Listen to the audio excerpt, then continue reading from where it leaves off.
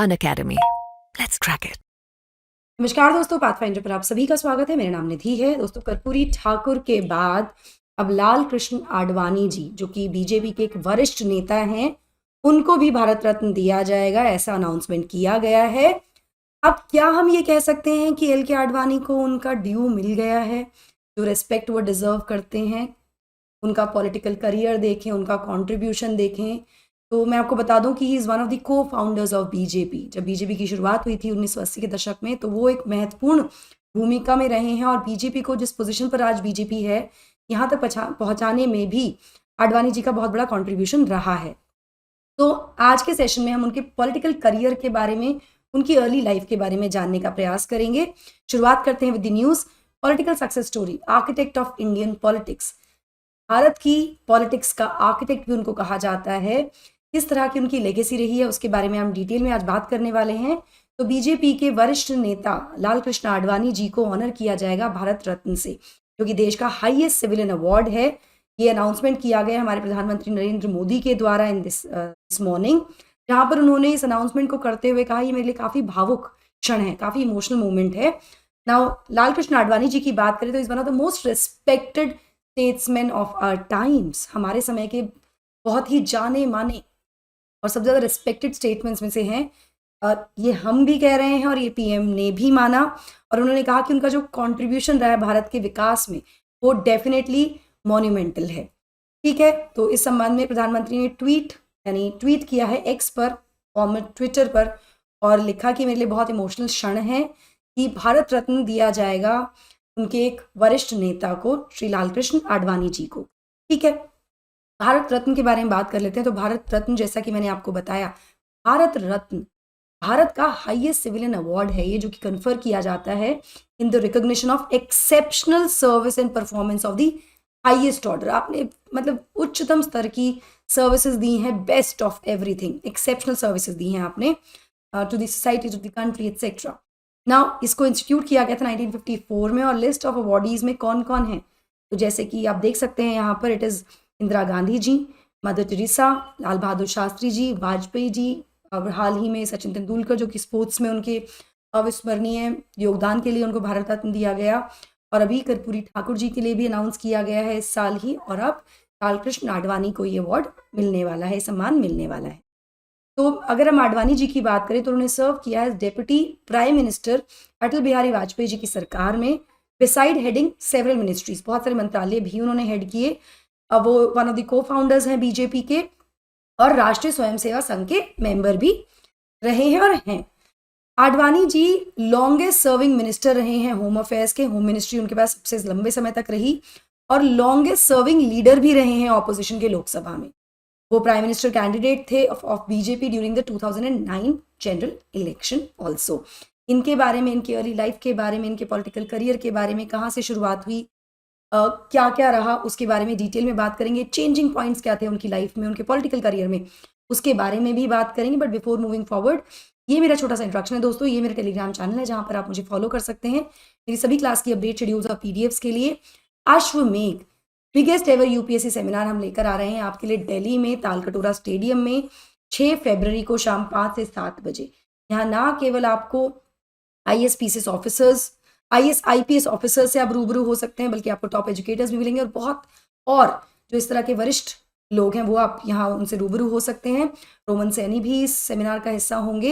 यहाँ पर ना केवल आपको टिप्स मिलेंगे एक्सपर्ट से, बल्कि आपको स्कॉलरशिप अपॉर्चुनिटीज़ के बारे में पता लगेगा, और फ्री गुडीज़ भी आप यहाँ पर अवेल कर सकते हैं। उसके लिए आपको स्कैन करना होगा, रजिस्टर करना होगा खुद को। अगर आप जाना चाहते हैं तो प्लीज़ डू नॉट डिले, अभी जाके स्कैन कीजिए। अगर दिल्ली के आसपास आप हैं तो इस सेमिनार को बिल्कुल मिस मत कीजिएगा। तालकटोरा स्टेडियम में होने वाला है, पर रजिस्टर आपको इस क्यूआर कोड से करना पड़ेगा। ठीक है, साथ ही अनअकैडमी पर एक्सक्लूसिव कंटेंट को अनलॉक करने के लिए आपको यूज़ करना होता है मेरा कोड NDLive10। डिस्क्रिप्शन बॉक्स में एक लिंक दिया है, उस लिंक को आप क्लिक करते हैं, वहाँ पर आपसे पूछा जाता है, या तो आप मेरा नाम निधि ढाका वहाँ पर यूज़ कर सकते हैं, या फिर इस कोड को भी यूज़ कर सकते हैं। अनअकैडमी ऑफलाइन सेंटर्स पर ये कोर्सेज चल रहे हैं फिलहाल। रोलबाग सेंटर में NDLive10 अगर आप मेरा कोड यूज़ करते हैं तो आपको फ्लैट 35% डिस्काउंट मिल जाता है। इस नंबर पर आप कॉल करके और भी जानकारी ले सकते हैं, आप सेंटर विजिट कर सकते हैं। मुखर्जी नगर सेंटर में, जहाँ पर हिंदी मीडियम बैचेस चलते हैं, वहाँ पर भी कोर्सेज चल रहे हैं। कोड आपको यूज़ करना है NDLive10 दोस्तों। आप लिंक में भी कोड यूज़ करेंगे और आप सब्सक्रिप्शन लेने जाएंगे सेंटर में, तो भी आपको बेनिफिट इसका मिल जाएगा। 2025-26 की तैयारी के लिए ये है। मुखर्जी नगर सेंटर विजिट कर सकते हैं ज़्यादा जानकारी के लिए, या फिर इस नंबर पर कॉल कर सकते हैं। इसी तरह यूपी प्रयागराज में भी हमने एक सेंटर शुरू कर दिया है, जहाँ पर ना केवल हम आपको यूपीएससी की तैयारी करा रहे हैं, बल्कि यूपी पीएससी की तैयारी भी आपको यहाँ पर कराई जा रही है, बहुत ही नॉमिनल प्राइस पर। आप देख सकते हैं यहाँ पर कोर्स फीस क्या है, बहुत अच्छा ऑफर प्राइस यहाँ पर दिया गया है आपके लिए। कोई भी जानकारी के लिए सिविल लाइन सेंटर विजिट कर सकते हैं या फिर इन नंबर्स पर कॉल कर सकते हैं। चलिए बात करते हैं लाल कृष्ण आडवाणी जी की जीवन के बारे में, उनकी लाइफ के बारे में। तो आडवाणी जी, जिनको कॉमनली हम एल.के. आडवाणी के नाम से भी पुकारते हैं, उनका जन्म हुआ था 8 नवंबर 1927 को कराची में। 1927 तो ब्रिटिश इंडिया का समय था, मतलब अब पाकिस्तान में हो गया। उनकी फैमिली सारस्वत ब्राह्मण कम्युनिटी से बिलोंग करती थी और वो ट्रेडिशनल और कल्चरली रिच एनवायरनमेंट में उनका पालन पोषण हुआ। उनके फादर किशन चंद आडवाणी जी एक वेल रिस्पेक्टेड बिजनेसमैन रहे हैं। उनकी अर्ली लाइफ और एजुकेशन की बात करें तो शुरुआती दौर में, क्योंकि वो कराची में उनका जन्म हुआ, तो उनकी अर्ली एजुकेशन भी कराची में ही हुई, जैसे कि हम देख सकते हैं यहाँ पर। ठीक है, तो धीरे धीरे आगे बढ़ते हुए अपनी लाइफ में उनको इंटरेस्ट आने लगा सोशल इश्यूज़ में और पॉलिटिकल चीज़ों में। पॉलिटिक्स में उनका इंटरेस्ट बढ़ने लगा। वो काफ़ी ज़्यादा इन्फ्लुएंस थे by the leaders like Sardar Patel and doctor Shyama Prasad Mukherjee, जिसकी वजह से जिनका कॉन्ट्रीब्यूशन जो फ्रीडम स्ट्रगल में रहा, फ्रीडम मूवमेंट में रहा, उससे वो काफ़ी प्रभावित हुए। उनके कंट्रीब्यूशन ने इनको बहुत प्रभावित किया, जिसकी वजह से इनका झुकाव पॉलिटिक्स की तरफ आया और सोशल इश्यूज़ की तरफ भी आया। अगर इनके पॉलिटिक्स में एंट्री की बात करें तो इन्होंने एक्टिव पॉलिटिक्स में पार्टिसिपेट करना शुरू कर दिया था अपने कॉलेज के दिनों से ही। उसके बाद 1942 में, आज़ादी से पहले ही, उन्होंने राष्ट्रीय स्वयंसेवक संघ को ज्वाइन कर लिया, जहाँ पर एक तरह कह सकते हैं कि उनकी फाउंडेशन जो है, उनकी एसोसिएशन की विद बीजेपी, यहाँ से लेड हुई इन द कमिंग फ्यूचर। उन्होंने बहुत सारे सोशल पॉलिटिकल मूवमेंट्स में पार्टिसिपेट किया अपनी लाइफ में, और इस दौरान जब वो इस तरह के मूवमेंट्स में पार्टिसिपेट करते थे, यहीं से उनकी आइडियोलॉजी और कमिटमेंट जो है नेशनलिस्ट कॉजेस के लिए, वो शेप अप हुआ। ठीक है, राइज इन दी पॉलिटिक्स कब हुआ? तो आडवाणी जी का पॉलिटिकल करियर जो है उसने मोमेंटम गेन किया जब वो मेंबर बने जनता पार्टी के। जनता पार्टी वही पार्टी है जो इमरजेंसी के बाद 1977 में सरकार जिसकी बनी थी। 75-76 तक इमरजेंसी रही, उसके बाद कांग्रेस को हटाया गया, इंदिरा गांधी की सरकार को हटाकर जनता पार्टी की सरकार बनी थी। थोड़े टाइम के लिए बनी थी, लेकिन उस समय ये जनता पार्टी के लीडर थे। इन्होंने काफ़ी इंपॉर्टेंट पोजीशन वहाँ पर होल्ड की, जैसे कि he was one of the information and broadcasting ministers, मतलब उनको इंफॉर्मेशन ब्रॉडकास्ट मिनिस्टर बनाया गया, तो काफ़ी महत्वपूर्ण पदों पर ये रहे। यहाँ पर मैं बता दूं कि जनता पार्टी के साथ आइडियोलॉजिकल डिफरेंसेस के चलते एक नई पार्टी का जन्म हुआ, विच इज़ कॉल्ड बीजेपी। इसका फॉर्मेशन हुआ 1980s में, जहाँ पर आडवाणी जी एक महत्वपूर्ण नेता की तरह उभरे। तो यहाँ से इनका बीजेपी का एसोसिएशन शुरू हुआ है। कह सकते हैं कि शुरुआती दौर तो 1942 में, जब उन्होंने राष्ट्रीय स्वयंसेवक संघ को ज्वाइन किया था, तभी से वो foundation was laid. Now turning point इनके करियर का, या डिफाइनिंग मोमेंट जो इनके पॉलिटिकल करियर का रहा, वो रही रथ यात्रा 1990 की, और जिसमें अयोध्या में राम मंदिर का मूवमेंट इन्होंने लीड किया। तो ये इनके करियर का, पॉलिटिकल करियर का सबसे ज़्यादा महत्वपूर्ण या डिफाइनिंग मोमेंट था, जहाँ पर रथ यात्रा इन्होंने की 1990 में, और इन्होंने राम मंदिर के कंस्ट्रक्शन के लिए कैंपेन किया। अब राम मंदिर बन चुका है। 22 जनवरी को इनॉग्रेशन, मतलब प्राण प्रतिष्ठा का प्रोग्राम, जो प्राण प्रतिष्ठा थी, वो भी हो गई है। तो अब वो साकार हुआ है, और शायद इसी दिन का वेट कर रहे थे, उसके बाद अनाउंस करेंगे एल.के. आडवाणी जी को देना शायद। ये मूवमेंट्स काफ़ी सिग्निफिकेंटली इन्होंने इस पूरे मूवमेंट ने, मतलब ये जो रथ यात्रा थी और अयोध्या मूवमेंट था, इसने काफ़ी सिग्निफिकेंटली कंट्रीब्यूट किया बीजेपी के उत्थान के लिए, राइज के लिए। और इसके चलते ही इवेंचुअली डिमोलिशन हुआ बाबरी मस्जिद का 1992 में। इस मूवमेंट के चलते ही वो डिमोलिशन किया गया था।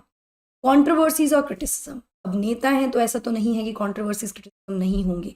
जहाँ एक तरफ आडवाणी को प्रेज किया जाता है उनके कंट्रीब्यूशन के लिए इंडियन पॉलिटिक्स में, वहीं दूसरी तरफ उनको काफ़ी ज़्यादा आलोचनाएं भी झेलनी पड़ी, क्रिटिसिज्म भी झेलना पड़ा, जिसमें मेजरली बाबरी मस्जिद का डिमोलिशन एक बहुत महत्वपूर्ण मुद्दा रहा। वहीं दूसरी तरफ गुजरात राइट्स 2002 के जो थे, वो भी काफ़ी ज़्यादा, इसमें भी उसके लिए भी इनको काफ़ी आलोचना का सामना करना पड़ा।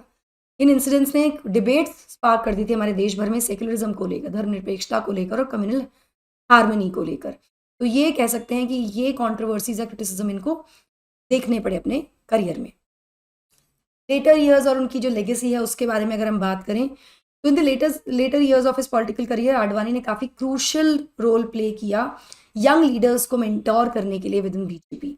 उनके सिग्निफिकेंट कंट्रीब्यूशन के बावजूद भी 2010 वाला जो समय था, 2010s वाला जो पीरियड रहा, उस समय उनको एक थोड़ा अलग थलग कर दिया गया था from the main stream, from the main party line. तो वो उनको देखना पड़ा। पर उसके बावजूद भी हम कभी नहीं भूल सकते कि is one of the most important figures या की figures in the growth of BJP जो पार्टी है। और उन्होंने एक अविस्मरणीय या कह सकते हैं एक बहुत गहरी छाप छोड़ी है भारत के पॉलिटिकल लैंडस्केप पर भी। उनकी लेगेसी आज भी पार्टी की आइडियोलॉजी को इन्फ्लुएंस करती है, ना केवल आइडियोलॉजी को इन्फ्लुएंस करती है बल्कि पॉलिसीज़ जो पार्टी लेकर आती है या फिर जो भी इंडियन पॉलिटिक्स की ट्रैजेक्टरी है उसको शेप करने में भी काफ़ी ज़्यादा महत्वपूर्ण योगदान लालकृष्ण आडवाणी जी का रहा है। फाइनली उनको ये भारत रत्न दिया जा रहा है, देश का सर्वोच्च सम्मान दिया जा रहा है, जो कि आई थिंक वेल डिजर्व्ड भी है। आपकी इस बारे में क्या राय है मुझे कमेंट सेक्शन में ज़रूर बताइएगा दोस्तों। ऑफलाइन सेंटर्स के फीचर के बारे में बात करूँ तो आपको यहाँ पे फ्री डेमो क्लासेस मिलती हैं, ऑफलाइन करंट अफेयर क्लासेस मिलती हैं, 1-on-1 mentorship, educated doubt solving sessions और free magazine library, wifi facility भी मिलती है। ND Live 10 मेरा कोड है जिसका आप इस्तेमाल कर सकते हैं to avail all the benefits here. So that will be all from my side. I hope you like this session. Do not forget to like, share and subscribe to the channel and also hit the bell icon so that you get notifications about the latest. Thank you so much. God bless. Bye-bye.